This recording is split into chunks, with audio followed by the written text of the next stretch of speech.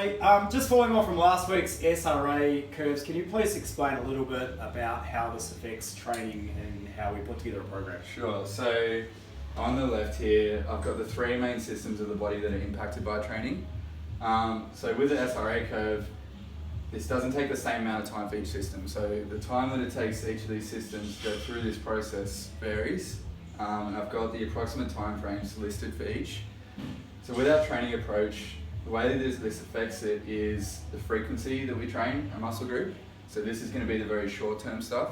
So you're typically not going to train a muscle group hard the next day or day after following training it. So say you train upper body on Monday, it's ideal to not train it until say the Thursday, so that you're respecting this portion of the SRA curve and you're hitting it at this peak so that you can go through that process again and continue to progress.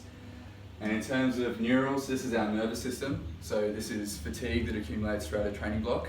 The way that we address that with programming is having a deload week. So typically it takes a week for neural fatigue to dissipate, and that's how we address that with our programming.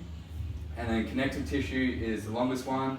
So this is because our tendons and ligaments don't have very good blood supply, so it takes a bit longer for them to recover.